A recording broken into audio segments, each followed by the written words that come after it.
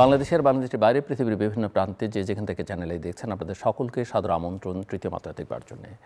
সাম্প্রতিক নানা বিষয় নিয়ে আলোচনার জন্য আমার সঙ্গে স্টুডিওতে রয়েছেন আমার ভাই বসা আছেন সাবেক সংসদ সদস্য এবং বাংলাদেশ জাতীয়তাবাদী দল বিএনপির যুগ্ম মহাসচিব হারুনুর রশিদ এবং আমার ডানে রয়েছেন জাতীয় পার্টির মহাসচিব এবং সাবেক সংসদ সদস্য ব্যারিস্টার শামীম হায়দার পাটোয়ারি। স্বাগত আপনাদের দুজনকে তৃতীয় মাত্রায়।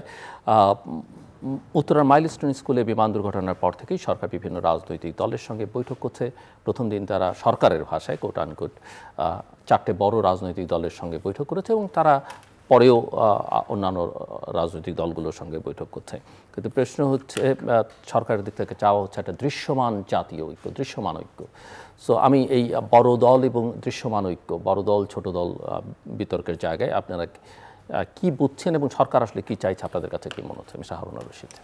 ধন্যবাদ তৃতীয় মাত্রা আজকে আমাকে আমন্ত্রণ জানানোর জন্য এবং তৃতীয় মাত্রার দেশ বিদেশের সকল দর্শকদেরকে আন্তরিকভাবে শুভেচ্ছা জানাচ্ছি। সর্বপ্রথমে মাইলস্টোনের ঘটনা অত্যন্ত হৃদয় বিদারক, বেদনাদায়ক এবং সত্যিকার অর্থে ভাষায় এটা আমার কাছে প্রকাশ করা সম্ভব নয়। আমি এই ঘটনাটি দেখার পর সামাজিক যোগাযোগ মাধ্যমে যে সমস্ত ছবি দেখেছি সেই ছবি দেখে নিজেও সেদিন সারা রাত্রি ঘুমাতে পারিনি। নিষ্পাপ নিরপরাধে শিশুরা এইভাবে মৃত্যুর মুখোমুখি এবং অনেকে যারা মৃত্যুর সাথে লড়াই করছে, আল্লাহ পাক তাদেরকে যারা মৃত্যুবরণ করেছেন শহীদি মর্যাদা দান করুক এবং যারা আজকে মৃত্যুর সাথে লড়াই করছে তারা যত দ্রুত সম্ভব সুস্থ হয়ে উঠুক এবং তাদের পরিবার পরিজনদেরকে আমি গভীরভাবে সমবেদনা জানাচ্ছি। সাম্প্রতিক সময়ে শুধু মাইলস্টোনের ঘটনায় নয়, সাম্প্রতিক কিছু ঘটনা গোটা জাতি উদ্বিগ্ন এবং আমি নিজেও উদ্বিগ্ন। বিশেষ করে আপনার মাইলস্টোন ঘটনার পর সচিবালয়ের যে ঘটনাটা ঘটেছে এটিও অত্যন্ত উদ্বেগ। কারণ সচিবালয়ে এই গত এক বছরের মধ্যে বা 9 মাস 10-11 মাসের মধ্যে এরকম কয়েকটি ঘটনা ঘটেছে। আনসাররা ঢোকার চেষ্টা করেছে, কিছু কতিপয় ছাত্র সেখানে ঢুকে সচিবালয়ের একদম সচিবের রুম পর্যন্ত চলে গিয়েছে, অটো পাস দিতে হবে। ভিতরে প্রবেশ করে বহু গাড়ি ভাঙচুর করেছে এবং তারা দীর্ঘক্ষণ গেট ধাক্কাধাক্কি করে ভিতরে প্রবেশ করেছে। তখন ছাত্রদের মধ্যে ক্ষোভ, এটা আমি অস্বাভাবিক বলবো না। তার কারণ মাইলস্টোনের ঘটনার পর সরকার যখন শোক দিবস ঘোষণা করলো তখনই আপনার পরীক্ষা স্থগিত করে। তারপর মাইলস্টোন কলেজের ছাত্ররাও তো পরীক্ষার্থী ছিল, সেই ক্ষেত্রে তখনই আপনার পরীক্ষা স্থগিতের ঘোষণাটা আসা উচিত ছিল। কিন্তু সরকারের গভীর রাত্রিতে এই সিদ্ধান্ত, সরকারটা গভীর রাতের ব্যাপারে দুর্বলতা আছে। আপনি আগে দেখেছি স্বরাষ্ট্রমন্ত্রী রাত 3টের সময় প্রেস কনফারেন্স করছেন। তো এইটি অনাকাঙ্ক্ষিত আমি বলবো। এবং এটির পরে আপনার যে একে অপরের প্রতি যে দোষারোপের বক্তব্য এসছে সরকারের জায়গা থেকে সচিব উপদেষ্টাকে নিয়ে, এবং আমি দেখলাম যে আমাদের মাননীয় শিক্ষা উপদেষ্টা যে কথাটি বলেছেন যে এখানে আমাকে নিয়োগকর্তা যদি অপসারণ সরে যেতে বলে আমি সরে যাব, কিন্তু এই ঘটনার জন্য দুঃখ প্রকাশও করেন নাই যে আপনার এই রাত্রি 3টার সময় আপনার পরীক্ষা স্থগিতের সিদ্ধান্ত গ্রহণ করা হলো। এই ওনারা বিবৃতির মধ্যে এই ঘটনার জন্য কোনো দুঃখ প্রকাশও করেন নাই এবং এটির জন্য উনি কোনো ধরনের নিন্দাও জানায় নাই যে ছাত্ররা এই ধরনের ঘটনা ঘটিয়েছে। যাই হোক, আজকে এর পরবর্তীতে দেখা যাচ্ছে যে আপনার মাননীয় প্রধান উপদেষ্টা রাজনৈতিক দলগুলোর সঙ্গে সিরিজ বৈঠক করেছেন এবং বৈঠকের মধ্য দিয়ে উনি দৃশ্যমান জাতীয় ঐক্যের কথা বলছেন এবং এ ব্যাপারে অন্যান্য রাজনৈতিক দলগুলো কিন্তু আলোচনার মাধ্যমে তারা ফ্যাসিবাদ বিরোধী যে ঐক্য আমাদের ছিল সেটির ব্যাপারে সবাই আশ্বস্ত করেছে যে আমরা রাজনৈতিকভাবে আমাদের মতপার্থক্য মতবিরোধ বা মাঠে আমাদের বক্তব্য যাই থাকুক না কেন আমরা এই ক্ষেত্রে আমরা ঐক্যবদ্ধ আছি। এটা একটা ভালো বলবো যে আপনার সংবাদ। তা আমরা যেটা মনে করি যে জাতীয় ঐক্যের যে দৃশ্যমান সরকার দেখতে চাচ্ছে, সেই ক্ষেত্রে সামনে যেহেতু আসন্ন নির্বাচন আছে, নির্বাচনকে কেন্দ্র করে রাজনৈতিক দলগুলো প্রতিদ্বন্দ্বিতার মুখোমুখি হবে। তবে আমি একটা বিষয় জিলুর ভাই যেটা বলতে চাই যে আমরা এই এত রক্তপাতের মধ্য দিয়ে যে পরিবর্তনটা এসছে, আমরা জাতি হিসাবে আমাদের যে নৈতিক পরিবর্তন আসা দরকার ছিল সেই পরিবর্তনটা আমরা এখনও আসি নাই। আজকে প্রশাসনের সর্বত্রই আপনি থানা বলেন, প্রশাসনের নিম্ন স্তর থেকে উচ্চ স্তর পর্যন্ত নিয়োগ বাণিজ্য থেকে শুরু করে আপনার থানা কোর্ট কাছারি সমস্ত জায়গায় আজকে দুর্নীতির মাত্রা কিন্তু কমেনি। তো এটা আমাদের জন্য আমি খুবই দুঃখজনক এবং বিশেষ করে আপনার বিগত সরকারের আমলে বিশেষ করে যারা বড় মাপের যারা সরকারের দোসর, যেটা নিয়েও আজকে বিভিন্ন মহলের মধ্যে ব্যাপক ক্ষোভ রয়েছে, আজকে তাদেরকেও কিন্তু আপনার বিভিন্ন দায়িত্ব থেকে সরানো হয়নি। তো যে কারণে শিক্ষা সচিবকে সরানোর পর বিভিন্ন গণমাধ্যমে দেখলাম তাকে নিয়ে বিভিন্ন ধরনের বিভিন্ন যে সংবাদ পরিবেশিত হয়েছে, এটা খুবই দুঃখজনক। এরকম একজন ব্যক্তিকে তাহলে শিক্ষা সচিব হিসেবে কেন ততদিন রাখা হলো? তো যাই হোক, এই সমস্ত বিষয়গুলো আমি মনে করি যে সরকারের জাতীয় ঐক্য যে রাজনৈতিক দলগুলোর কাছে চাওয়া হচ্ছে, এর পাশাপাশি সরকারকে এই বর্তমানে দেশে যে আইন শৃঙ্খলা পরিস্থিতির অবনতি ঘটছে বা বিভিন্ন ঘটনার মধ্য দিয়ে সাম্প্রতিক সময়ে আপনার মার্চ টু গোপালগঞ্জ, চট্টগ্রামের ঘটনা, এই সমস্ত ঘটনা দিয়ে কিন্তু সত্যিকার অর্থে যে একটা আবহাওয়া তৈরি করা হচ্ছে কিনা, যে সরকার আজকে একটা জেলায় একটা জনসভায় আপনার নিরাপত্তা দিতে পারছে না, তো 300 আসনে কিভাবে আপনার নির্বাচনের ব্যবস্থা করতে পারবে, এই ধরনের বক্তব্য কিন্তু আজকে অনেকেই যারা নির্বাচনে প্রতিনিধিত্ব করে তারা বলছে। ইসলামী আন্দোলন বলছে, জামাত ইসলাম বলছে। অথচ দেখেন জামাত ইসলাম কদিন আগে কিন্তু একটা বিরাট সমাবেশ করলো এবং সেখানে তারা সারা দেশ থেকে সরকারের ট্রেন পর্যন্ত নিয়ে এসছে এবং সেখানে কোনো ধরনের কোনো জায়গায় কোনো বিচ্ছিন্ন ঘটনা ঘটেনি।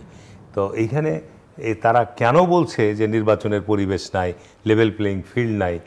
এইরকম পরিবেশে যদি তারা এই কথা বলে, কী ধরনের এই প্রশাসন দিয়ে নির্বাচন হবে না?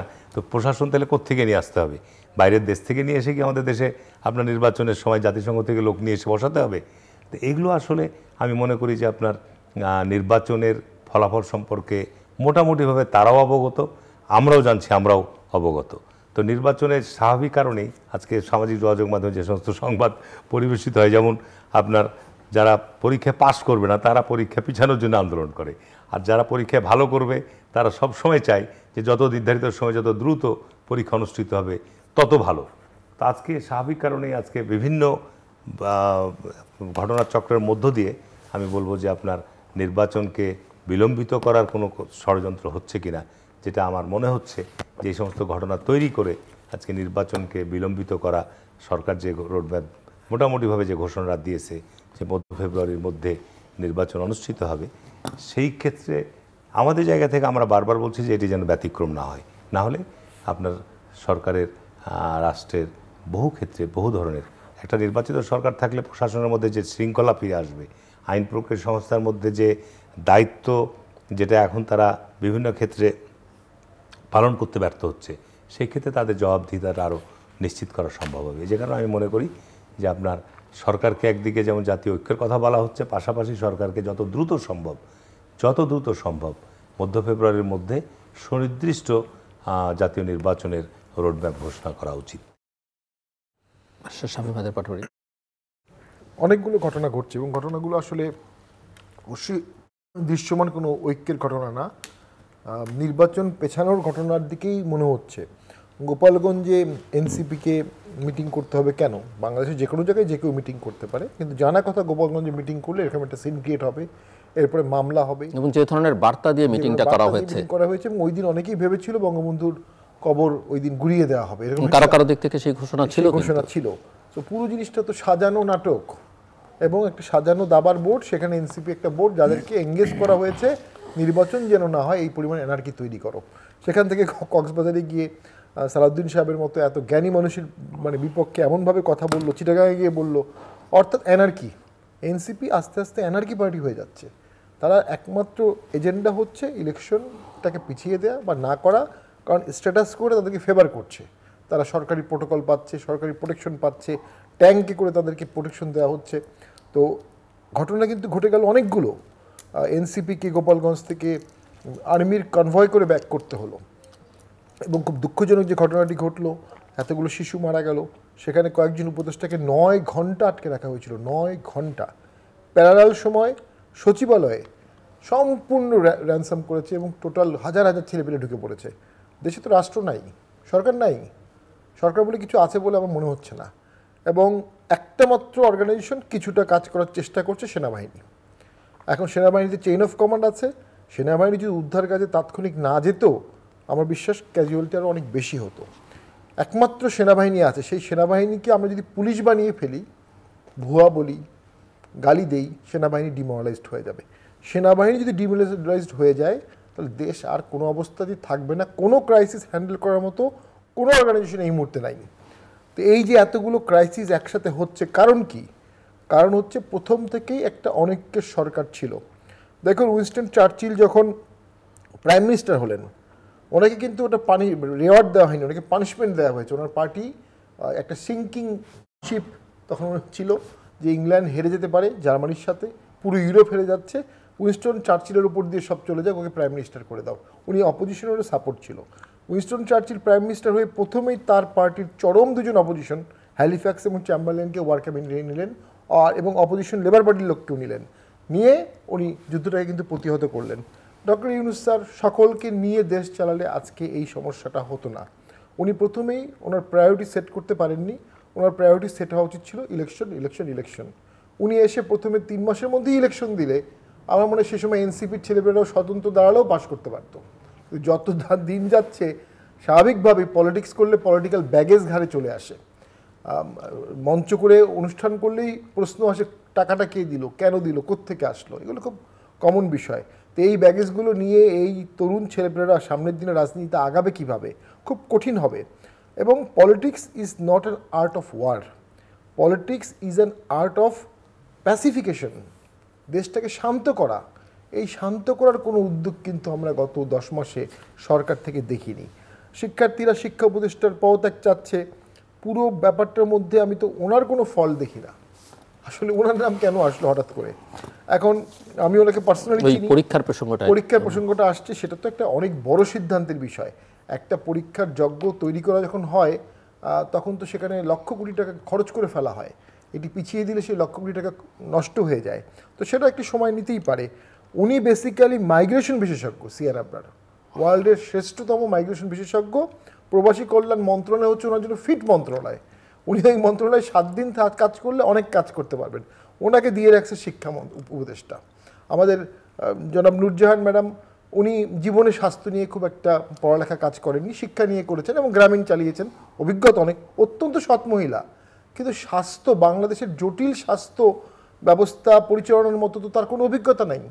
স্বাভাবিকভাবেই স্বাস্থ্য ব্যবস্থা ভেঙে পড়েছে এবং বিগত আন্দোলনে যারা আহত হয়েছে তাদের অনেকের সাথে আমি কথা বলেছি, প্রায় সকলেই স্বাস্থ্য ব্যবস্থা নিয়ে অত্যন্ত আপসেট। কেউ 80,000 টাকা পেয়েছে, কেউ 1 লাখ টাকা পেয়েছে, তাদের বিদেশে গেলে লাগবে 30 লাখ টাকা, কিন্তু তারা পেয়েছে মাত্র 1 লক্ষ টাকা, তাও অনেক দিন পর। পুরো হসপস একটা সিচুয়েশনে দেশ চলছে। এই হসপস থেকে তো আমি মনে করি একটা ভোট ছাড়া তো কোনো সমাধান দেখছি না। এবং দেশ যদি না চলে, ট্রাফিক ব্যবস্থা যদি না চলে, যোগাযোগ ব্যবস্থা যদি না চলে, একসাথে প্যারালাল 2 জায়গায় অবরুদ্ধ ছিল, এরপরে 4 জায়গায় হবে, তারপরে 8 জায়গায় হবে, সো দেশ থাকবে না। ব্যবসা বাণিজ্য অবস্থা ভয়াবহ খারাপ, 27 লক্ষ লোক দরিদ্র হয়ে গেছে, 22 লক্ষ জব হারিয়ে গেছে। বেকারদের জন্য সিপিডি দেবপ্রিয় খুব চমৎকার কথা বলেছে, বেকারদের জন্য এই সরকার 10 মাসে কিচ্ছু করেনি।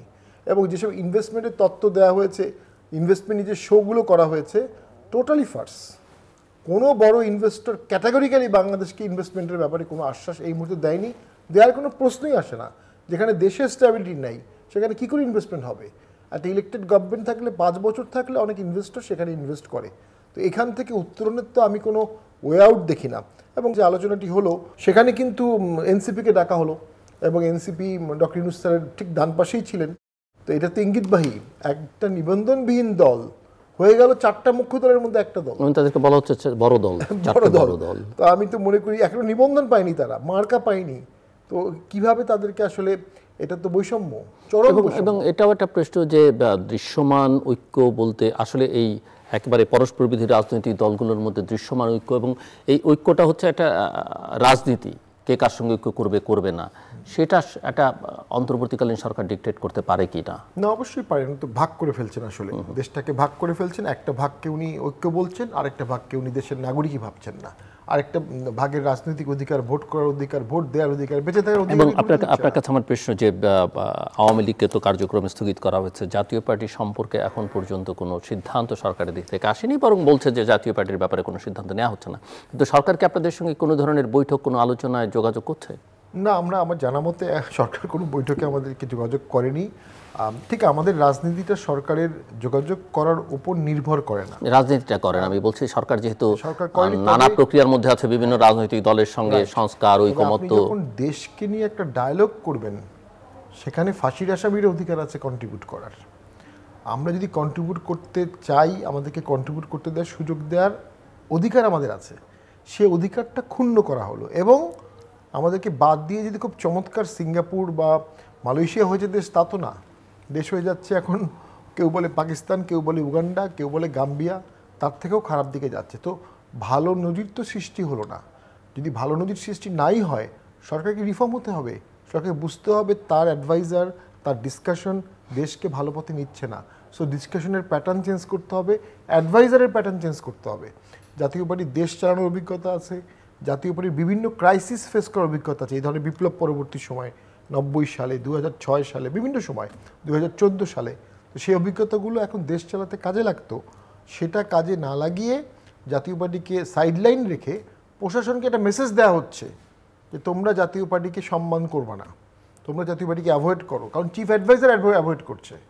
এবং জেলা পর্যায়ে দেখা যাচ্ছে বিভিন্ন যে সামাজিক মিটিংগুলো হতো, বিভিন্ন যে কমিটির মিটিংগুলো হতো, সেখানে আর জাতীয় পার্টির লোকজনকে ডাকা হচ্ছে না, কারণ চিফ অ্যাডভাইজার ডাকছে না। এই মেসেজ জেলা পর্যায়ে চলে যাচ্ছে, উপজেলা পর্যায়ে চলে যাচ্ছে। ক্ষতি হচ্ছে কার? ক্ষতি হচ্ছে দেশের। দেশে যেখানে স্ট্রং ঐক্যমত দরকার, সেখানে দেশটা ভাগ হয়ে গেল এবং এই ভাগটা কখনোই টেবিল টকে সীমাবদ্ধ থাকবে না। ইতিহাস বলে এই ধরনের ভাগ আলটিমেটলি সিভিল ওয়ারে গিয়ে শেষ হয়, যদি আপনি দ্রুত প্যাসিফাই করতে না পারেন, দ্রুত এটাকে সলভ করতে না পারেন। যখন আপনি 30%, 40%, 50% লোককে বাদ দিচ্ছেন প্রসেস থেকে, তারা কী করবে? তারা একসময় জীবন বাঁচানোর জন্য অস্ত্র হাতে নেবে, তারা একসময় সিভিল ওয়ার ডাকবে, রেবেল গভর্নমেন্ট করবে, রেবেল কাউন্সিল করবে। এগুলো হয়েছে, পৃথিবীর সব দেশেই হয়েছে, কোন দেশে হয়নি? এবং বাংলাদেশে তো এটা আরও বেশি হওয়ার কথা, কারণ এখানে অলরেডি অনেক বেশি আছে। সেখান থেকে তো একটা স্টেটসম্যানশিপ, একটা স্টুয়ার্ডশিপ, একটা কম্পোজিশন ডক্টর ইউনূস স্যারের করা উচিত ছিল। ডক্টর ইউনূস স্যারের সেখানে কোনো আগ্রহ ছিল না। তার আগ্রহ কখনো করিডোর, কখনো বন্দর, কখনো তার ছাত্রদেরকে উনি জাতীয় পর্যায়ের নেতা বানাতে চাচ্ছেন। কিন্তু আসলে দেশটাকে কিভাবে সেভ হবে, সেটার জন্য আমার মনে হয় ওনার অ্যাডভাইজাররা ওনাকে কখনো সঠিক অ্যাডভাইস দেয়নি। মিস্টার হারুনুর রশিদ, আপনি বলছিলেন যে ফেব্রুয়ারির মধ্য ফেব্রুয়ারির মধ্যে নির্বাচনের একটা রোডম্যাপ ঘোষণা, তো লক্ষণ তো মনে হচ্ছে না সেটা, এবং আপনারা মোটামুটি আশাবাদী এখন পর্যন্ত যেটা বোঝা যাচ্ছে। যদি সেটা কবে নাগাদ আপনারা গিয়ে বুঝবেন যে নির্বাচনে, কারণ অনেকেই মনে করেন যে এই সরকার নির্বাচন দেবে না, তার থেকে নির্বাচনটা আসলে আদায় করতে হবে, এটা একটা প্রশ্ন। আরেকটা হচ্ছে যে এই যে সংস্কার নিয়ে যে জাতীয় ঐকমত্য প্রতিষ্ঠার চেষ্টা হচ্ছে, সেই ঐকমত্য আসলে কতখানি এগুলো, সেটাও একটু বুঝতে চাই।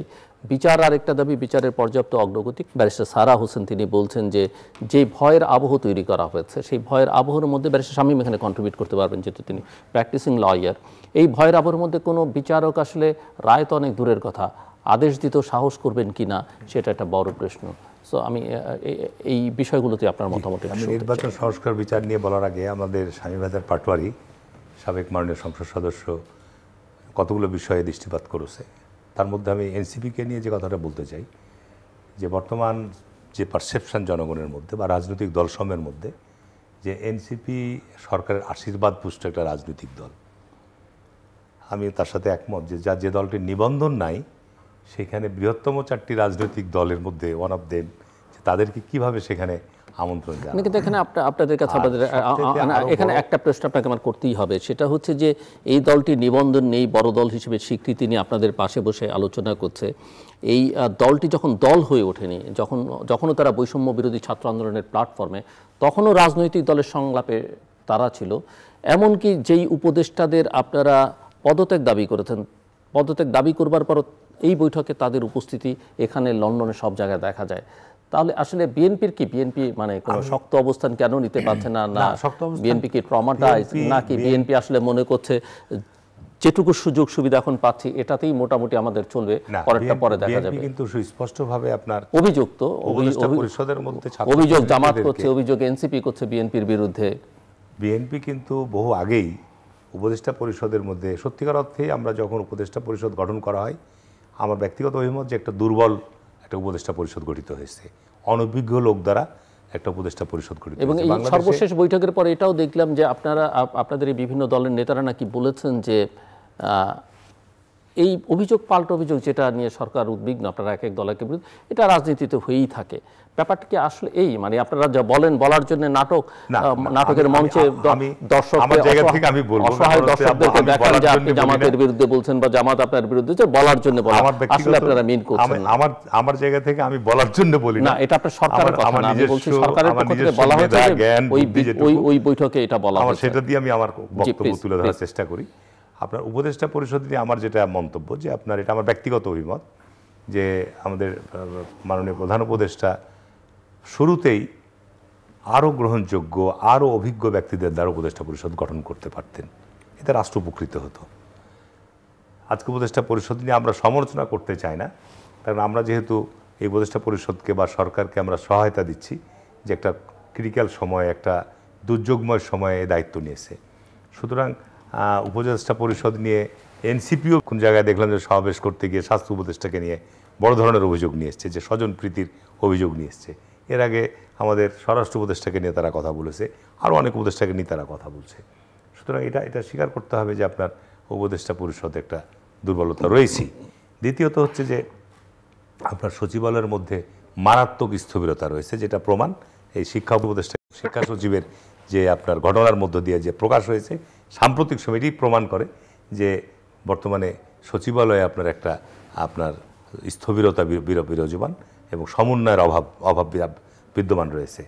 দ্বিতীয়ত হচ্ছে যে আপনার সরকার এই 9 মাসের মধ্যে যে কাজগুলো করতে পারত, যেমন আজকে আপনার লক্ষাধিক শূন্য পদে সরকারি বিভিন্ন দপ্তরে, প্রাইমারি স্কুল থেকে শুরু করে বিভিন্ন জায়গায় বহু শূন্য পদে নিয়োগ প্রক্রিয়া উনি অত্যন্ত সুষ্ঠুভাবে শান্তিপূর্ণভাবে পিএসসি গঠিত হয়ে গেছে। আপনার বিভিন্ন অধিদপ্তরে যে নিয়োগগুলো আছে, শূন্য পদগুলো আছে, দিলে এখানে অন্তত পক্ষে লক্ষাধিক কর্মসংস্থানের সুযোগ পেত। বেকার লোকরা আজকে, শিক্ষিত বেকার যারা আজকে ঘুরে বেড়াচ্ছে, এদেরকে আপনার নিয়োগ প্রক্রিয়া উনি সম্পূর্ণ করতে পারতেন। এর ফলশ্রুতিতে প্রতিষ্ঠানগুলো কিন্তু যে দুর্বল অবস্থায় আছে, এই দুর্বল অবস্থা থেকে তারা বাঁচত। আপনার যে প্রশ্ন নির্বাচনের ব্যাপারে, দেখেন যে নির্বাচনের কোনো বিকল্প নাই, নির্বাচনে আসতেই হবে। অতীতে বিভিন্ন সময়ে বিভিন্ন সরকার এসছে, বিভিন্নভাবে কিংস পার্টি গঠন করেছে, ক্ষমতায় থাকার চেষ্টা করেছে, ব্যর্থ হয়েছে। নির্বাচনের কোনো বিকল্প নাই। গণতন্ত্রের সাথে আপনার অন্য কোনো অনির্বাচিত কোনো পরিবেশ বা পরিস্থিতির কোনো ধরনের তুলনা করা চলবে না। আমরা বিএনপির পক্ষ থেকে বরাবরই দাবি করে আসছি যে আমরা ডিসেম্বরের মধ্যে নির্বাচন চাই, এটাকে আর বিলম্বিত যেন করা না হয়। তার কারণ যত বিলম্বিত হবে, আপনি দেখেছেন যে বিভিন্ন শ্রেণী পেশার মানুষ যে কোনো দাবি দেওয়া নিয়ে, যৌক্তিক দাবি, অযৌক্তিক দাবি, বিভিন্ন দাবি নিয়ে যখন তখন রাস্তায় দাঁড়িয়ে গিয়ে জনদুর্ভোগের তৈরি করছে। ঢাকাতেও করছে, অন্যান্য জায়গাতেও হচ্ছে, যে কারণে আপনার এই জায়গাগুলো থেকে সরকার সঠিকভাবে অ্যাড্রেসও করতে পারছে না, যে ঠিক আছে আমরা তো নির্বাচিত সরকার নই, আমরা অন্তর্বর্তীকালীন সরকার। এই দাবিগুলো, জনদাবিগুলো পরবর্তীতে যারা নির্বাচনের মাধ্যমে ক্ষমতায় আসবে, তারা আপনাদের বিষয়গুলো বিবেচনা করবে। তাহলে কিন্তু মানুষের মধ্যে একটা স্বস্তি, শান্তি ফিরে আসে। এই অ্যাড্রেসটা করার মতো আপনার দায়িত্বশীল আমি উপদেষ্টারা এখন পর্যন্ত কোনো বক্তব্য শুনি নাই। সুতরাং আপনার এখানে নির্বাচনের কোনো বিকল্প না। আমরা বলেছিলাম যে নির্বাচন যদি ডিসেম্বরের মধ্যে না হয়, আমরা আন্দোলনে যাব। এটা কিন্তু আমাদের 6 মাস আগের বা 3 মাস আগের কথা আমি বলছি। পরবর্তীতে আমাদের মাননীয় প্রধান উপদেষ্টা মহোদয় লন্ডনে তারেক রহমানের সাথে, আমাদের অ্যাক্টিং চেয়ারম্যানের সাথে কথা বলে যেটা আশ্বস্ত করেছে যে মধ্য ফেব্রুয়ারি, যেহেতু ফেব্রুয়ারি মাসেই, মধ্য ফেব্রুয়ারির পরেই রমজান মাস শুরু হচ্ছে, তারপরে আপনার দুর্যোগপূর্ণ আবহাওয়া, খরা, বিভিন্ন রকম বলে এসছে যে মধ্য ফেব্রুয়ারির মধ্যে নির্বাচন। কিন্তু উনি আবার কিছুদিন পূর্বেই, সামান্য এক সপ্তাহখানেক আগে একটা ঘোষণা দেখলাম যে ডিসেম্বরের মধ্যে নির্বাচন কমিশনকে নির্বাচন প্রস্তুতি সম্পন্ন করার তাগিদ দিয়েছে। পাশাপাশি আবার বলছে ফেব্রুয়ারিতে অথবা এপ্রিলে। এখানেও কিন্তু উনি নিজেই নিজের যে সিদ্ধান্ত বা নিজের যে ঘোষণা, সেটারও ব্যাপারে কিন্তু সংশয় তৈরি করেছে। যে কারণে আপনি যেটা বলছেন যে আমি এখন পর্যন্ত, যতক্ষণ পর্যন্ত নির্বাচনের সুনির্দিষ্ট রোডম্যাপ না আসবে, ততক্ষণ পর্যন্ত নির্বাচনের বিষয়ে সংশয় কাটবে না আমি মনে করি। সুতরাং আমি যেটা মনে করি যে নির্বাচনের সুনির্দিষ্ট রোডম্যাপ আপনার সরকারের জায়গা থেকে অবিলম্বে ঘোষণা করা উচিত। তাহলে একটা স্বস্তি রাজনৈতিক দলগুলোর মধ্যে কিন্তু একটা আপনার স্বস্তি ফিরে আসবে এবং রাজনৈতিক দলগুলো নির্বাচনের জন্য তারা তাদের প্রস্তুতি গ্রহণ করতে পারবে। সংস্কারের বিষয় নিয়ে আমি বলবো যে সংস্কারের বিষয় নিয়ে দীর্ঘ আলোচনা হচ্ছে এবং আমি সংস্কারের ব্যাপারে যতটুকু গণমাধ্যমে যে খবরগুলো এসছে, আমি সন্তুষ্ট। এই কারণেই যে অমীমাংসিত অনেকগুলো বিষয় যেটা ঐক্যমতের জায়গায় এসছে, আপনি একবারই যদি সব চাপিয়ে দিতে চান, আপনি এটা চাই ওটা করতে হবে, সংস্কার কমিশন যদি বলে, আমার তো মনে হচ্ছে সংস্কার কমিশন বিএনপিকে ধরার জন্যই সব বিএনপিকে টার্গেট করেই মনে হচ্ছে করছে, এবং এখানে পক্ষপাতিত্বমূলক মনে হচ্ছে যে সংস্কার কমিশন আপনার এই ধরনের ভূমিকা, ঐক্যমত কমিশন যেটা এই ধরনের ইগুলো করছে। সেই ক্ষেত্রে বিএনপির জায়গা থেকে আমাদের প্রতিনিধি আমাদের জনাব সালাউদ্দিন আহমেদ, আমাদের স্থায়ী কমিটির সদস্য, উনি ব্রিফিং করে এবং সেখানে অধিকাংশ ক্ষেত্রেই তো আমাদের জায়গা থেকে ঐক্যমত এসছে। কিছু কিছু ক্ষেত্রে যেমন আমরা পিআর পদ্ধতি চাই না, তারপরে আপনার আরও কিছু কিছু বিষয়ে আমাদের দ্বিমত রয়েছে, যেমন আপনার সংবিধানের মধ্যে সংস্কার নিয়ে আসতে হবে, আমরা ধর্মনিরপেক্ষ ব্যবস্থা থেকে আমরা আপনার ধর্মীয় মূল্যবোধের কথা বলছি। এই জায়গাগুলোর ক্ষেত্রে কিন্তু আমাদের মোটামুটি ঐক্যমত তৈরি হয়েছে। সুতরাং সংস্কারের ক্ষেত্রে যে জায়গাটুকু ঐক্যমত হয়েছে, আমার মনে হয় যে আপনার ঐক্যমত কমিশন সেই জায়গাটুকু আপনার ধরেই এ ব্যাপারে একটা চূড়ান্ত মত প্রকাশ করা প্রয়োজন। এটা নিয়ে বেশি দর কষাকষির আমি মনে করি সুযোগ নাই। বিচারের ব্যাপারটি আপনার যেটা বললেন যে বিচার প্রক্রিয়া, একটা ট্রাইব্যুনাল গঠন করে বিচার হচ্ছে এবং ট্রাইব্যুনালের আসলে বিচারকের সংখ্যাও কম, সেখানে আরও বিচারক বাড়ানো দরকার। তার কারণ মামলা তো অনেক, আর আপনার ওই বিগত সময়ে আপনার এই যুদ্ধাপরাধের বিচার নিয়ে অনেক প্রশ্ন এসছে, তড়িঘড়ি করে বিচার হয়েছে, ফাঁসি দেওয়া হয়েছে বিভিন্ন রকম। এইটা সাম্প্রতিক ঘটনা, সুতরাং বিচারটা যেন নিয়ে কোনো প্রশ্নবিদ্ধ বিচার না হয়, বিচারটা যেন সঠিক হয় এবং প্রকৃত অপরাধীরা যেন আপনার শাস্তির আওতায় আসে। যে কারণে বিচার প্রক্রিয়াকে আপনি যদি 6 মাসের মধ্যে নিষ্পত্তি করতে চান, 3 মাসের মধ্যে নিষ্পত্তি করতে চান, তাহলে এটা তড়িঘড়ি করে আজকে যে এনসিপি বলছে বিচার প্রক্রিয়া সম্পূর্ণ না হলে নির্বাচন হবে না, এই ধরনের শর্ত বিচারের ক্ষেত্রে দেওয়াটা কোনো যৌক্তিকতা নাই। বিচার আপনার যে প্রক্রিয়ার মধ্য দিয়ে আমাদের দেশে একটা বিচারের প্রক্রিয়া শাস্তি নিশ্চিত করতে কয়েক বছর লেগে যায়, যুগ পার হয়ে যায়, এরকম অনেক আছে। একটা হত্যা মামলার বিচার নিষ্পত্তি করতে 1 যুগ পার হয়ে গেছে, তারপরও বিচার শেষ হয়নি। তো যে কারণে আপনার এই ধরনের বিচার ব্যবস্থার আমাদের কিছু দুর্বলতা আছে। তারপরেও আমি বলবো যে বিচার প্রক্রিয়া চলছে, এটাকে আরও আপনার শক্তিশালী করা দরকার, বিচারকদের সংখ্যা সেখানে বাড়ানো দরকার, ট্রাইব্যুনালে সেখানে অন্যান্য শক্তি বাড়ানো দরকার এবং এই বিচার প্রক্রিয়াটাকে স্বচ্ছতার সাথে এটা নিয়ে যেন আপনার যাদের বিচার হচ্ছে তারা যেন প্রশ্ন তুলতে না পারে যে না এখানে আপনার বিচারে আপনার এখানে অন্যায় অবিচার করা হয়েছে, আমরা ন্যায় বিচার করা হয়নি। সুতরাং এই ক্ষেত্রে এরপরও তো আপিলের সুযোগ আছে, এই ট্রাইব্যুনালের পরেও আপিলের সুযোগ থাকবে। আমাদের ব্যারিস্টার আপনার এটার ব্যাপারে আরও ভালো বলতে পারবে। তো আমি মনে করি বিচার প্রক্রিয়া শুরু হয়েছে, বিচারের সাথে কোনো শর্ত দেওয়া ঠিক হবে না। এটা 5 বছরও চলতে পারে, 10 বছর চলতে পারে। আমি ব্যক্তিগতভাবে মনে করি যে দেশকে যদি সত্যিকার অর্থেই আপনি ভালো জায়গায় নিয়ে যেতে চান, আমি আশাবাদী। কারণ এত বড় রক্তপাতের মধ্য দিয়ে এখনও পর্যন্ত গুমের কোনো বিচার আমরা পাইনি। বিচারবহির্ভূত হত্যাকাণ্ডের সাথে যারা জড়িত তাদের আমরা এখনও বিচার পাইনি, এবং এই অপরাধগুলোর সাথে যারা সরাসরি জড়িত এখনও তারা বিভিন্ন জায়গায় কর্মরত আছে। পুলিশ, ডিজিএফআই, র্যাব এরা বিচারবহির্ভূত হত্যাকাণ্ড এবং আপনার এই গুমের সঙ্গে জড়িত। কিন্তু এই সমস্ত কর্মকাণ্ডের সাথে যে সমস্ত কর্মকর্তারা জড়িত ছিল, ব্যক্তিরা জড়িত ছিল, কমিশন করা হয়েছে, গুম কমিশন করা হয়েছে, সেখানে আমরা অভিযোগ দিয়েছি। কিন্তু এখনও কিন্তু এই অভিযোগের ভিত্তিতে এই সমস্ত অপরাধগুলোর বিচার শুরু হয়নি। এবং আপনি জিলুর ভাই একটা জিনিস লক্ষ্য করবেন যে সবচেয়ে বেশি গুমের সঙ্গে জড়িত ডিজিএফআই এবং র্যাবের সদস্যরা, তারপরে পুলিশ। তো এই অপরাধগুলোর সাথে যারা জড়িত ছিল তারা এখন কয়েকজন মাত্র আটক হয়েছে, আর 2-1জন হয়তো পালিয়ে গেছে, বাকি কিন্তু এখনও সবাই কর্মরত আছে। তো দেশকে যদি আপনি সত্যিকার অর্থে ভালো করতে চান, শেখ হাসিনা পালিয়ে গেছে, শেখ হাসিনার সাথে কিছু তার সহযোগীরা পালিয়েছে, কিন্তু এই অবস্থা তৈরির জন্য তো একা শেখ হাসিনা আর ওই কয়েকজন ব্যক্তি জড়িত না। এটার সাথে বিচার বিভাগ জড়িত, এটার সাথে পুলিশ জড়িত, এটার সাথে সেনাবাহিনীর একটা অংশ জড়িত, এটার সঙ্গে আপনার প্রশাসনের লোক জড়িত। সুতরাং এই পরিস্থিতি ভবিষ্যতে যেন তৈরি না হয়, এই ধরনের অনাচার বা এই ধরনের অপশাসন যেন ভবিষ্যতে তৈরি না হয়, তাহলে এই ঘটনাগুলোর সাথে মোটা দাগে আমি মনে করি যে মোটা দাগে যারা নেতৃত্বে ছিল, দায়িত্বে ছিল, সেই ব্যক্তিগুলো তো অন্তত বিচারের মুখোমুখি হওয়া দরকার। আর না হলে আপনি 71-এর মুক্তিযুদ্ধের পর শেখ মুজিব যেমন আপনার যুদ্ধাপরাধীদেরকে সাধারণ ক্ষমা ঘোষণা করে দিয়েছিল, তাহলে আপনাকে সাধারণ ক্ষমা করে দিতে হবে যে ঠিক আছে আমরা এই সাধারণ ক্ষমা করে দিলাম দেশের স্বার্থে। তো এইটা তো আপনারা এখন কেউ মেনে নেবে না সহজে। কারণ এত বড় স্বাধীন দেশে দেশের অভ্যন্তরে পুলিশ বাহিনী, দেশের আইন শৃঙ্খলা বাহিনী, দেশের প্রশাসন, দেশের বিচার বিভাগ, এই যে দীর্ঘ 10, 12, 14 বছর যে আপনার শাসন ব্যবস্থা প্রতিষ্ঠিত করেছিল, সেটা তো আপনার একা শেখ হাসিনার জন্য দায়ী নয়। এটার জন্যে যারা দায়ী, আমি মনে করি যদি দেশকে সত্যিকার অর্থেই ভবিষ্যতের জন্যে একটা দৃষ্টান্ত স্থাপন করতে চান, এদেরকে বিচারের মুখোমুখি অবশ্যই করতে হবে। আপনি এখানে মানি লন্ডারিং বলেন, রাষ্ট্রের এই যে ব্যাংক আর্থিক প্রতিষ্ঠানগুলোকে ভয়াবহ আকারে ক্ষতিগ্রস্ত করেছে। এই সরকারের সব আর্থিক প্রতিষ্ঠানগুলো কিছুটা শৃঙ্খলা এসছে আমি বলবো, এই কারণেই যে আপনার ব্যাড লোন নাই, ব্যাংকগুলোতে আপনার একটা শৃঙ্খলা নিয়ে এসছে। কিন্তু বিগত 10-15 বছর যেভাবে ব্যাংকগুলো লুটপাট হয়েছে, এটা কল্পনাও করা যায় না। আজকে অধিকাংশ বেসরকারি ব্যাংক সব লাল হয়ে গেছে, তাদের আপনার আমানতের টাকাও নাই। সরকার সাধারণ মানুষ যে টাকাটা জমা রেখেছে টাকাও ফেরত দিতে পারছে না। আমার কাছে এরকম তথ্য আছে অনেকগুলো ব্যাংকে। আপনার চেক নিয়ে গেলে বলে যে আপনি 5 দিন পরে আসেন, 7 দিন পরে আসেন। তো এইরকম একটা ভয়াবহ অবস্থা আপনার দেশে ছিল। আমি মনে করি নির্বাচন সংস্কার এবং আপনার বিচার ক্ষেত্রে নির্বাচন অবশ্যই ডিসেম্বর থেকে ফেব্রুয়ারির মধ্যে হতেই হবে।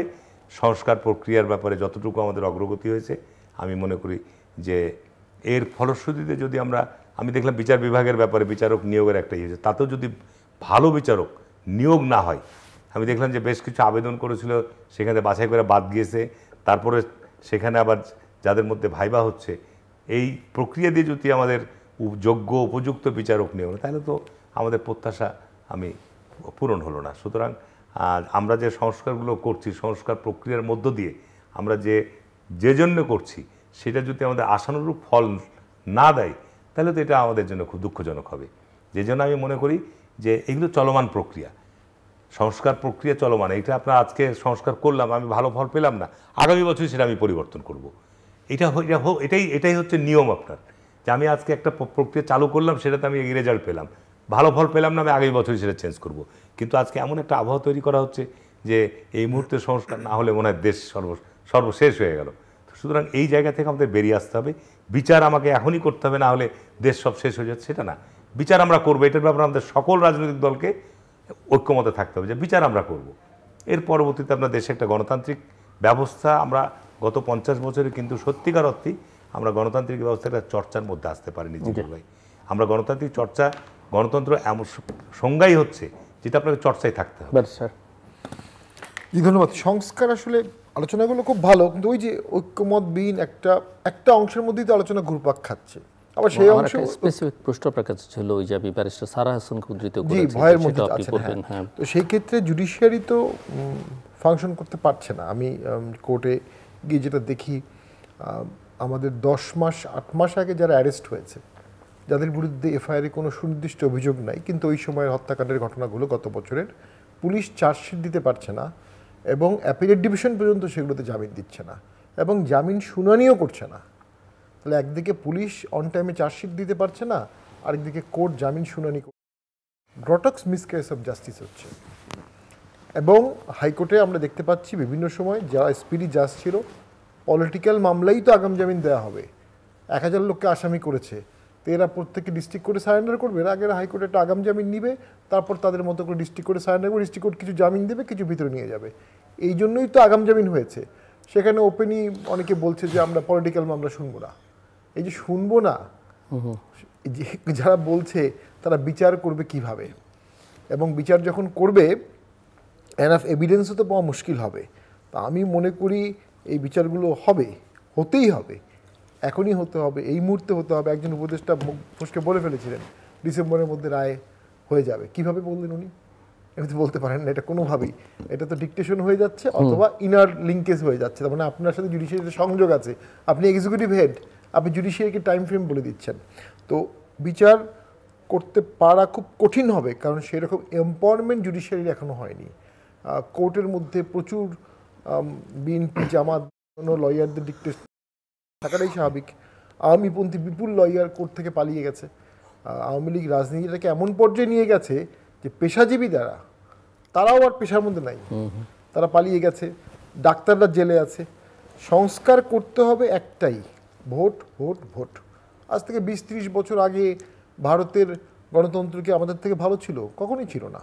সোশ্যাল ইনিকুইটি ওখানে তখনও অ্যাকিউট ছিল, এখনও অ্যাকিউট। দাঙ্গা, interested problem, religious problem, caste, কত কিছু।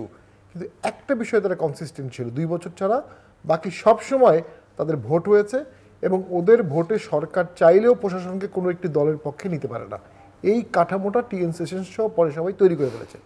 আমাদের দেশে যেই মুহূর্তে 15 অ্যামেন্ডমেন্ট করে কেয়ারটেকার গভর্নমেন্ট বাদ দিয়ে দেওয়া হলো, তখনই আওয়ামী লীগ পরের গভর্নমেন্টটাকে নিশ্চিত করতে পারলো। যখনই পরের গভর্নমেন্ট নিশ্চিত করলো, প্রশাসন দেখলো এই সরকার 5 বছর থাকবে, এই সরকারকেই সমর্থন দাও, তারা বড় আওয়ামী লীগ হয়ে গেল, সকলেই, সকল ইনস্টিটিউশন। তো আমাদের একটাই সংস্কার করতে হবে, কোনো বর্তমান সরকার যেন নেক্সট আপকামিং ভোটকে নিয়ন্ত্রণ করতে না পারে। সেই ক্ষেত্রে একটা সমস্যা দাঁড়াচ্ছে, নিরপেক্ষ একটি অন্তর্বর্তী সরকার আছে আমরা বলছি, এই সরকার যাদের সাথে আলোচনা করছে, যাদের সাথে হাসছে, ছবি তুলছে, যাদেরকে নিয়োগকর্তা বলছে, ভোটের সময় এই প্রশাসন কি তাদেরকে ফেভার করবে না? অবশ্যই করবে। তাহলে তো এই সরকার অতিরিক্ত রাজনৈতিক দলের সাথে মাখামাখি করে একাংশের সাথে নিজেকেও একটা পক্ষ করে ফেলছে। তাহলে এই সরকার কীভাবে নিরপেক্ষ ভোট করবে? এবং আমার যদি ধারণা, ভোট যদি ফেব্রুয়ারিতে হয়েও থাকে, এটা ডক্টর ইউনূসের ওই সময় চিফ অ্যাডভাইজার থেকে ভোটটা করা অত্যন্ত কঠিন হবে কয়েকটি কারণে। এক, ছাত্রদের সাথে সেখানে অনেকের দ্বন্দ্ব হবে। 2, মাঠে প্রচুর রক্তপাত হবে।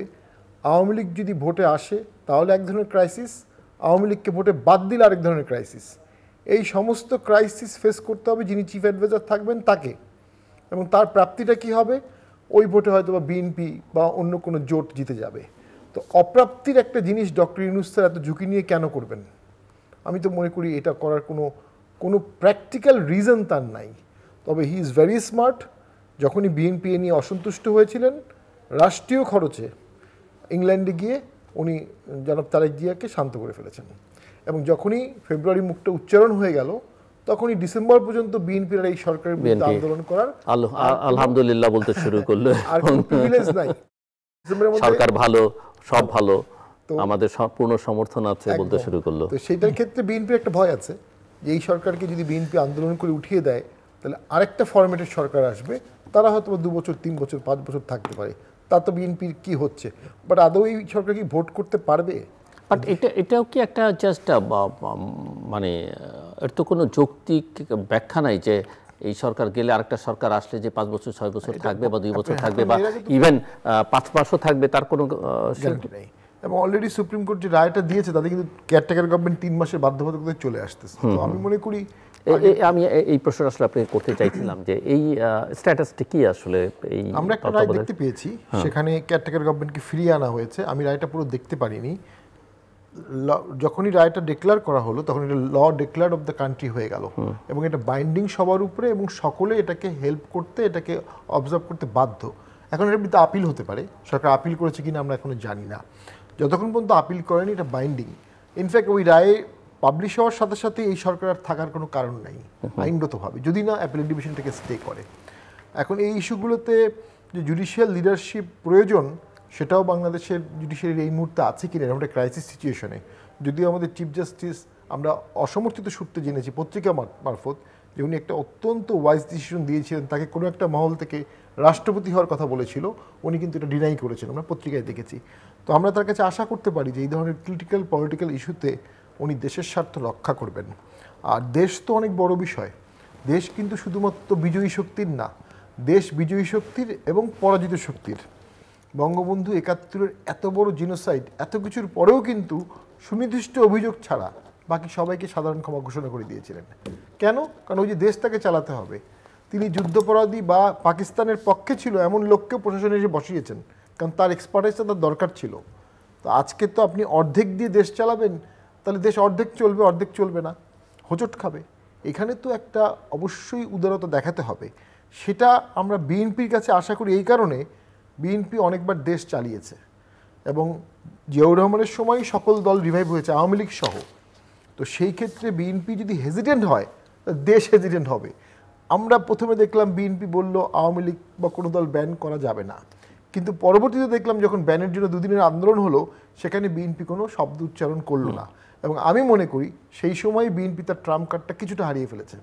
এবং তারপরেই নির্বাচনটা ডিসেম্বর থেকে চলে গেল ফেব্রুয়ারি এবং অন্যান্য ইস্যুতে ধীরে ধীরে আপনার ভাষায় যে বিএনপি তার কিছুটা দুর্বলতা থাকুক আর না থাকুক দুর্বলতাটা প্রকাশ করছে এবং সংস্কার শেষ করে দিচ্ছি ঐক্যমত কমিশনে যেভাবে বিএনপিকে একঘরে করে ফেলা হয়, বিএনপির ভোট হচ্ছে 30, 40, 50%, আর যাদের ভোট 1%ও না, তারাও বিএনপির সাথে যেভাবে আর্গুমেন্ট করে এবং তাদেরকে যেভাবে লেভারেজ দেওয়া হয়, ওটা তো একটা অসামঞ্জস্য একটা সিটিং। বিএনপির ভোট অনুযায়ী তো তার প্রতিনিধি ওখানে কথা বলে না, তো ওইখানেও তো বিএনপিকে একটা মেজরিটিয়ান ইয়েতে ফেলে দেওয়া হয়েছে, মেজরিটি মাইনরিটি, যে বিএনপি একা একটা কথা বলছে, বাকি সবাই অন্য কথা বলছে। সেখানে তো দলীয় গুরুত্ব অনুযায়ী কিন্তু কম্পোজিশনটা হয় নাই। তো এই সমস্ত বিষয়গুলো যদি থাকে তাহলে দেশে ভোটের দিকে যাচ্ছে কি যাচ্ছে না। আমি তো মনে করি এর মধ্যে আবার এনসিপি নির্বাচন কমিশনের বিরুদ্ধে আন্দোলন করেছে। ওই যে বললাম, তাদের একমাত্র দায়িত্ব হচ্ছে এখন ভোটটাকে পিছিয়ে দেয়া। নির্বাচন কমিশনকে তারা মেলাইন করছে, নির্বাচন কমিশনের বিরুদ্ধে আন্দোলন করবে, বিএনপির বিরুদ্ধে আন্দোলন করবে, আওয়ামী লীগের বিরুদ্ধে করছে, জাতীয় পার্টির বিরুদ্ধে, সকল দলের বিরুদ্ধে তাদের আন্দোলন। শুধু জামাতের সাথে কোনো আন্দোলন নাই, জামাতের সাথে কোনো একটা অজানা কারণে তাদের কোনো দ্বন্দ্ব হচ্ছে না। নাও বাংলাদেশে আস্তে আস্তে ইসলামিক শক্তিগুলো এক হচ্ছে, যদিও আমার পার্সোনাল পলিটিক্যাল অ্যাসেসমেন্ট আলটিমেটলি সবাই এক থাকতে পারবে না, বাট এই ইসলামিক শক্তিটা কিন্তু বিশাল এবং তাদের সাথে কিন্তু তথাকথিত লিবারেল শক্তি তারা আদৌ শক্তিতে পারবে কি না। লিবারেল শক্তি যদি একা বিএনপি থাকে, আমার তো মনে হয় বিএনপি একা অনেক ক্ষেত্রে এই বিশাল ইসলামিক শক্তিকে কমব্যাট করতে পারবে না। সেই ক্ষেত্রে বিএনপিরও বর্ডার অ্যালায়েন্স করতে হবে, মুক্তিযুদ্ধের সপক্ষের আদর্শটাকে বাঁচিয়ে রাখা, লিবারেল বাংলাদেশকে বাঁচিয়ে রাখা, লিবারেল মুসলিম কান্ট্রি হিসেবে বাংলাদেশ যে অসাধারণ ব্র্যান্ডিং, এটাকে ধারকবাহক হিসেবে বিএনপিকে এখন আগাতে হবে। জাতীয় পার্টিও তাই করছে। তো আমি মনে করি দেশটা তো ভাগ হয়েই যাবে, হয়েই গেছে। এক ভাগে যদি থাকে এখন আলট্রা ইসলামিস্টরা, আরেক ভাগে কে লিড দিবে, সেই শূন্যস্থানের রাজনীতি এখন হবে। সেই শূন্যস্থানটা বিএনপিও নিতে পারে, জাতীয় পার্টিও ট্রাই করবে, অন্যরাও ট্রাই করবে। জুডিশিয়ারির দায়িত্ব হচ্ছে যখন কনফ্লিক্ট হবে একটা মেজরিটি রুল, আরেকটা হচ্ছে ডোমিনেশন, যারা মেজরিটি তারা ডোমিনেট করবে, এর মাঝখানে আরবিট্রার হিসেবে কাজ করবে জুডিশিয়ারি।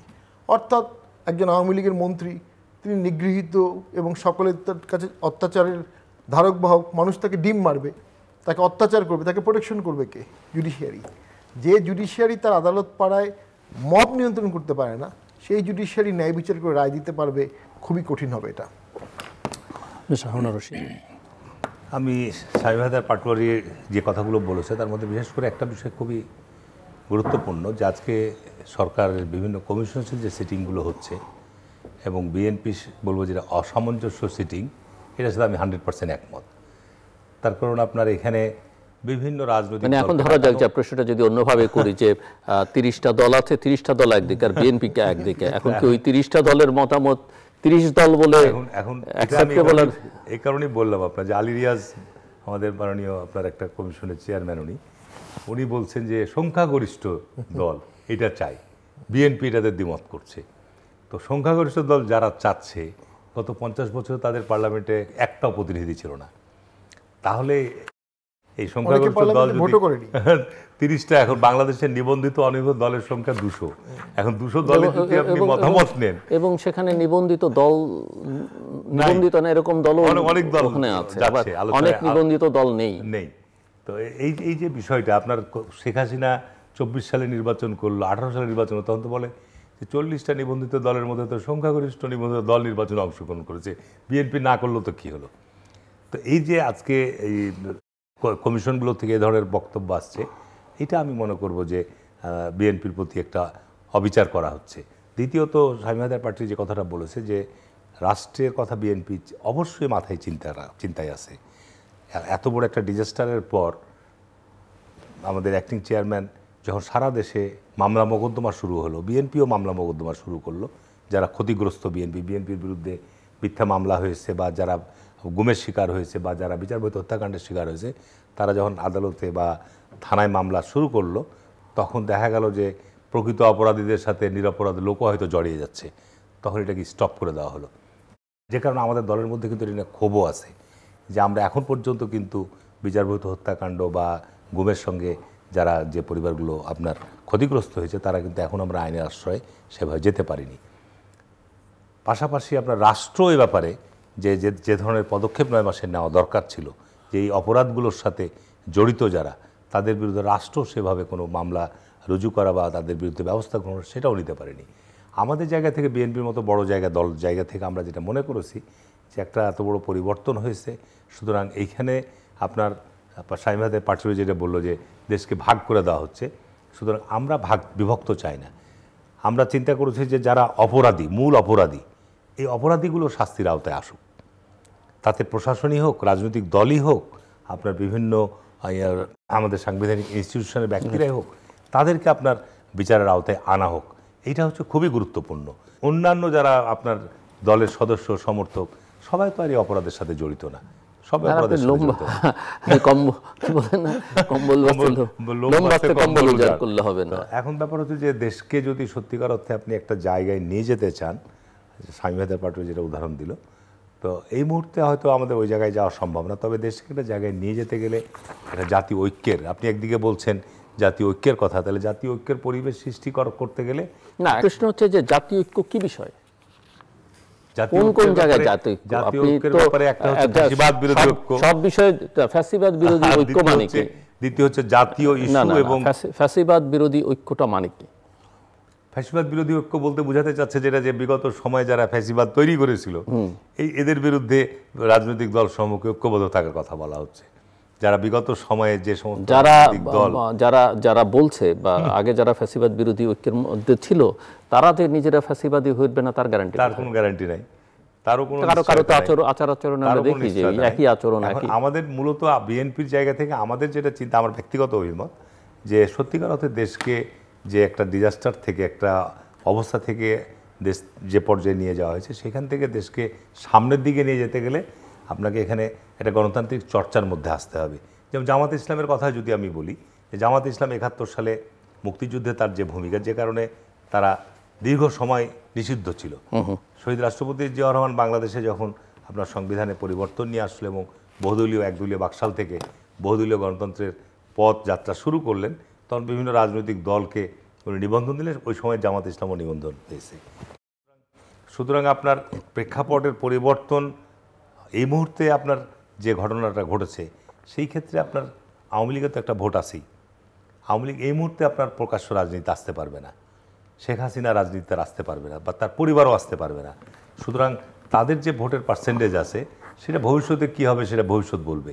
তবে দেশকে আপনার একটা শান্তিপূর্ণ স্থিতিশীল অবস্থায় নিয়ে যেতে গেলে আপনাকে এই সার্বিক বিষয়গুলো আমাকে মাথায় রাখতে হবে। দ্বিতীয়ত আপনারা ইসলামিক দলগুলো আপনার তারা আজকে যে সমস্ত দাবি দেওয়া নিয়ে যে সমস্তভাবে কথাবার্তা বলছে, আমি আজকে একটা ইসলামিক দলের সাথে আমার একটা আলোচনা ছিল, সেখানে আমি বললাম যে দেখেন, ইসলামিক দলগুলোর মধ্যে সবচেয়ে বড় যেটা সংকট, যে আপনার এখানে আদবের শিক্ষা আপনাদেরকে দিতে হবে, কিন্তু আপনারা নিজেরাই ইসলামকে ব্যবহার করে যেভাবে আপনার ক্ষমতায় যেতে তাদের ইসলামকে সেটা বোঝা হয়ে গেছে, সোশ্যাল মিডিয়াতে গেলে বোঝা যায় যে সেটা মানুষ কিন্তু গ্রহণ করবে না, তাদের ভাষা দেখলে।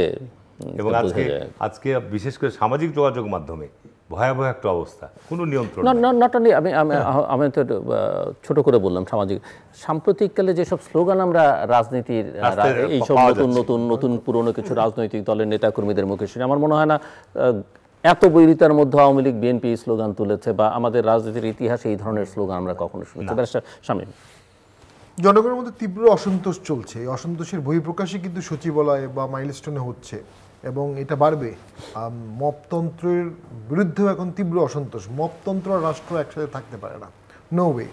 তো সেক্ষেত্রে আমরা মনে করি সরকারের দায়িত্ব ছিল, ওথবাউন্ড দায়িত্ব ছিল মপকে নিয়ন্ত্রণ করা। সরকার সেটা করেনি কমপ্লিটলি, ইনডাইরেক্টলি মপকে প্রমোট করেছে এবং প্রেস সচিব বলেছে এটা মব না, প্রেশার। যেখানে এত ভয়ঙ্কর ঘটনা মবে ঘটে গেছে সেটাকে উনি প্রেশার বলছেন। এই টার্মিনোলজিগুলো খুবই ভ্রান্ত ছিল। কনস্টিটিউশনালিজম মানেই হলো it's a rejection of authoritarian pathway and it's a obstruction of authoritarian pathway. কে স্বৈরাচার ছিল আমরা তো দেখেছি, লিস্টেড স্বৈরাচারী অ্যাক্টিভিটিসই আছে, মানুষ মারা হয়েছে, ভোট নিয়ন্ত্রণ হয়েছে। এখন ভবিষ্যতে যেন কেউ স্বৈরাচার না হয় সেটার জন্য রিফর্ম হবে। তো সেটার জন্য রিফর্ম হতে গেলে যে প্রথমেই ভোট, আর দুই, কোনো ব্যক্তি যেন এককভাবে সকল সিদ্ধান্ত নিতে না পারে, সেটার জন্য পার্টির ইন্টারনাল ডেমোক্রেসিটাও খুব ইম্পর্টেন্ট। এই সরকার এখন পর্যন্ত পার্টির ইন্টারনাল রিফর্ম নিয়ে কিন্তু কোনো কথা বলেনি। তো আমার মনে হচ্ছে রিফর্ম তবে সরকার না বললেও রাজনৈতিক দলগুলোর নেতৃত্বে বা যারা আছেন তাদের দায়িত্ব আসলে নিজ নিজ দলকে রিফর্ম করার বা ডেমোক্রেটাইজেশনের প্রসেসটা শুরু করা। স্লোগানের মধ্যে আমরা তো ঢাকা ভার্সিটিতে বড় হয়েছি সারা জীবন, সর্বোচ্চ খারাপ স্লোগান শুনেছি এরশাদের চেয়ে আমরা তুলে নেব আমরা, তখন এটা বললেও পুলিশ কিছু করতো না। এখন যেসব ভাষায় স্লোগান দেওয়া হচ্ছে প্রাইভেট পার্টস মেনশন করে, এইটা শিক্ষিত ছেলে পেলে বিশ্ববিদ্যালয়ের ছাত্ররা এই ভাষায় স্লোগান দিবে, তো এটা তো একটা অধপতনের দিকে যাচ্ছে দেশ, রাজনীতি সব কিছু। শীর্ষ রাজনীতিবিদরা দ্রুত এক হয়ে, কেন বিশ্ববিদ্যালয়ের ছাত্ররা কেন দাড়ি সবাই টুপি লাগিয়ে তো সবাই তো বলছে, আপনার মোল্লা গ্রুপরাও যে স্লোগান দিচ্ছে। তো আমার কাছে মনে হচ্ছে যে আসলে প্রত্যেকেরই নিজস্ব একটা আদর্শ থাকে, এই আদর্শটাকে সে যদি গণতান্ত্রিকভাবে প্রতিষ্ঠিত করতে চায় এটা গণতন্ত্র, আর সে যদি খারাপ ভাষা দিয়ে, অস্ত্র দিয়ে, পিটিয়ে, জোরপূর্বক হুঙ্কার দিয়ে, চিল্লিয়ে করতে চায় তাহলে ওটা গণতন্ত্র না, ওটা স্বৈরতন্ত্র। ক্ষমতার বাইরে থেকেও স্বৈরতন্ত্র হয়। আমি সেজন্যই বললাম যে এক স্বৈরতন্ত্রকে সরিয়ে তো আমি এরা যে স্বৈরতন্ত্রের বিরুদ্ধে ঐক্য করবে এদের ভাষায় অঙ্গভঙ্গিতে তো মনে হয় না যে এরা উন্নত কিছু। মানে হচ্ছে আপনি পরমতকে শুনতেই পারছেন না, এবং আমার কাছে মনে হচ্ছে আমাদের অনেক ইসলামিস্ট দল আছে যারা কোনোভাবেই পরমত শুনতেই পারছেন না। তারা ছোটবেলা থেকে বড় হয়েছেন একটা গণ্ডিতে, মূলত এক ধরনের বইপত্র পড়েছেন এবং অন্য কোনো ধরনের বইপত্র পড়তে চান না, তাদেরকে পড়তে দেওয়া হয় না। ক্লোজ মাইন্ড, ক্লোজ সোসাইটি, এই গণ্ডির মধ্যেই তারা রাজনৈতিক চিন্তার মধ্যে থাকেন। এর বাইরেও দর্শন আছে, এর বাইরেও তত্ত্ব আছে, এর বাইরেও ফিলোসফি আছে। তো সেইটা হবে কখন? ওই যে বললাম ঐক্যমত, সবাই যখন এক টেবিলে বসবে, আলোচনা করবে, তখন অনেকেই বলবে যে আমি তো ভুল পথে ছিলাম।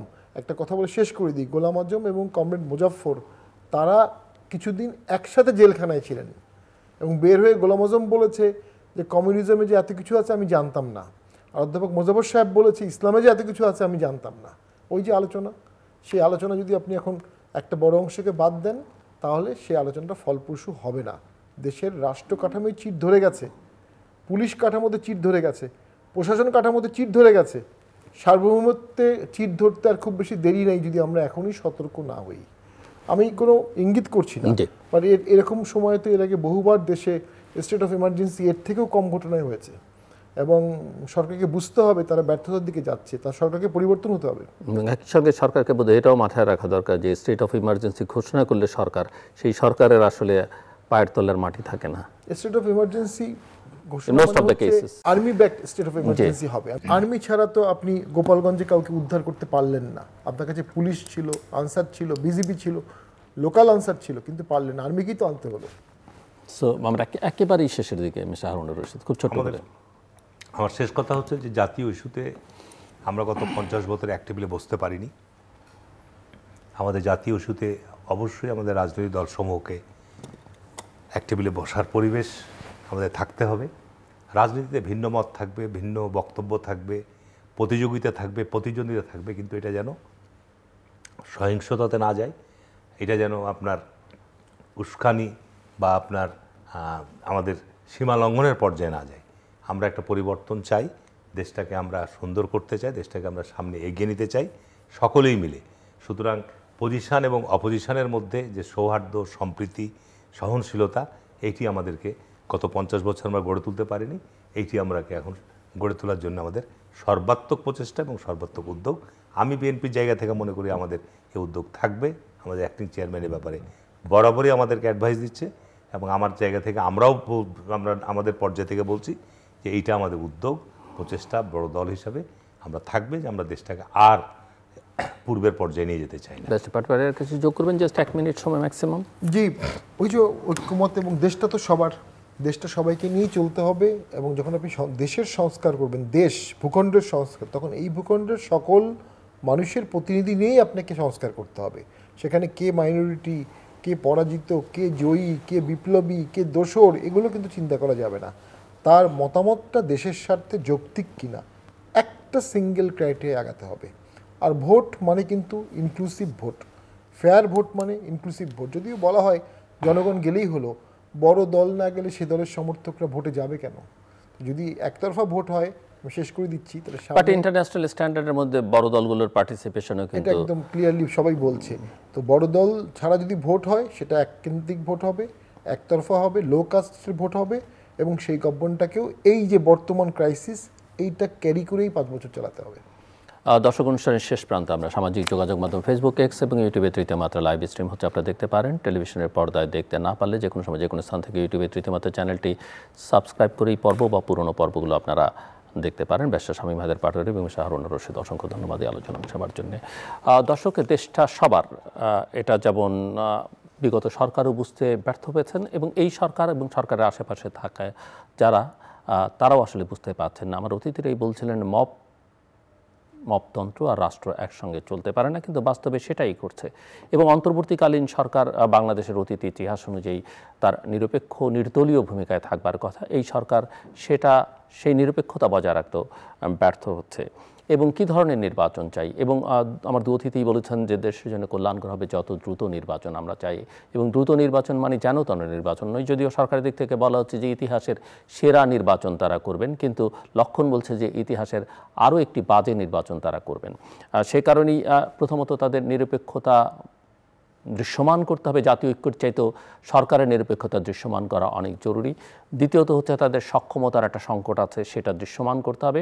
এবং সবচেয়ে বড় কথা, সবাই মনে করেন যে যেই মুহূর্তে নির্বাচনের তারিখ ঘোষণা হবে, যা কিছু ডিসঅর্ডার দেখা যাচ্ছে, যত এলোমেলো ভাবটা দেখাচ্ছে, সব কিছু অর্ডারের মধ্যে চলে আসবে। কাজেই দ্রুত নির্বাচন ও সংকট সমাধানের একটা বড় পথ হতে পারে। আমাদের সঙ্গে থাকবার জন্য অসংখ্য ধন্যবাদ। আপনাদের সবার জন্য শুভকামনা।